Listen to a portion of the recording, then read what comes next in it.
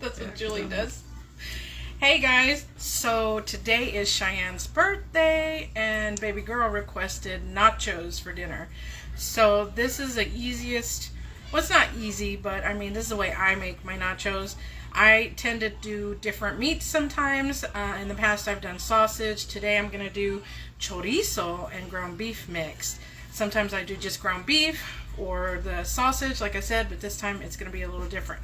And I'm making more because we might have a few people over. So it's just, and this is great for, you know, football's in right now. So great for just doing it for the football game or just like a quick party like I'm doing today.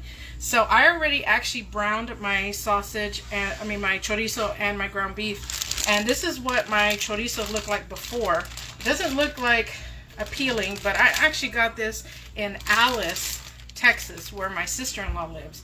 She she has this little meat market over there, and she showed me the chorizo, and believe it or not, I will buy a few 6 pounds and I will freeze it there so that way when I get home it's still frozen and I still have some. So I'm gonna put this one back up because I already put 1 pound already.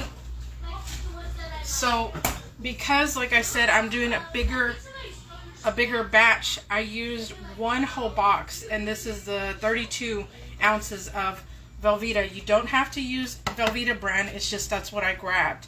And I also like to do the queso Blanco with it. So I mix these two together, and I mix a can or a package of cream cheese, which I'm going to show y'all everything right now. Let me just try to adjust the camera. Hopefully y'all can see. Oh, never mind. It says I can't rotate while I am live. So let's see if y'all can see it this way. Alright, so this is my 1 package of cream cheese. Like I said, I already kind of pre-cut everything. This is my package of the yellow Velveeta cheese. And like I said, you don't have to use that brand. That's just what I picked up. Because Sam's usually has a 2-pack. And then I got some of the queso Blanco. So to that, I actually love to use the fire roasted diced tomatoes from Rotel. If I don't use this, then I'll still use fire roasted diced tomatoes. Just because I don't know, I just like the fire roasted better. So again, I'm doubling everything. So if you were to do this, you can just do, I honestly was going to just do half of the white, the Blanco, and half of the other cheese, but I decided, you know what, it is going to be quite a few people, so let's go ahead and do both. And I usually add like maybe about half a cup of milk, so to this I'm going to add 1 cup of milk. And then I still have beans left over from the other day, from the party that we had the other day, so I'm going to add these to it as well, which this is about a quart size bag.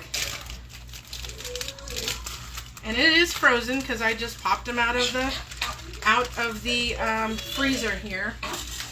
Go. And then my chorizo, like I said, my chorizo and ground beef, I already made it. So it's right here.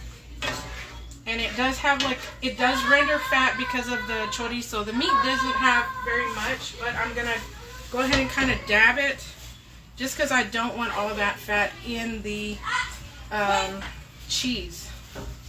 So I was surprised that Cheyenne said she wanted nachos because normally she likes her dino nuggets or whatever, and last year I think that's what we had for her birthday, but this year she said she wanted nachos. So I'm actually going to cook some hot dogs as well and maybe some french fries or something, so that will go pretty good with everything. See how much. Normally when you make chorizo, you just add your eggs to it so it doesn't stick. But since I'm not making eggs or anything else to soak up that oil, like sometimes you add papas to it or potatoes, it again soaks up a lot of that fat. But because I'm making it with the nachos, and this is my first time doing it with chorizo, so my brother was like, "Are you sure you want to experiment today?" And I was like, "Yeah, why not? Let's do it." I'm gonna bring the pot over here. Oh, this thing right here, guys. It works great to mash up your meat and stuff. It's, I got it from Pampered Chef actually a long time ago, and I think they still carry it. Yeah, they do. We just bought one. And I think you can probably find them at the dollar store too, or somewhere. I know I've seen them somewhere else, maybe at Walmart, and it's not Pampered Chef brand, but I've had that one for, guys, I could be lying, but I'm telling you, I think I've had it for over 20 years, and it still looks great, and it works wonderful. My cousin Robin is joining me today in the audience. I have an audience today, guys. So I'm just here for the nachos. She's just here for the nachos to try it with the chorizo. And baby girl also requested a red velvet cake, which I'm cheating. I'm using a box mix today. Sorry, guys.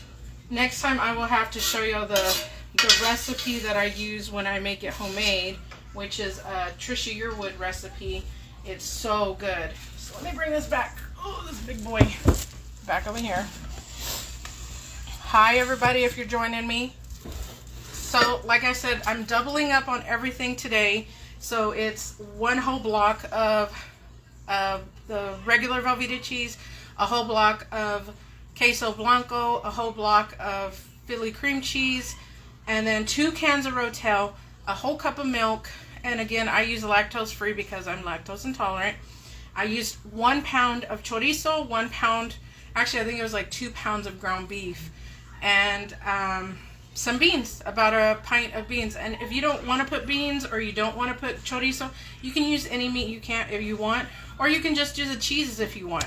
You don't have to put meat in it, but we actually like it all mixed up, so that's what we're doing.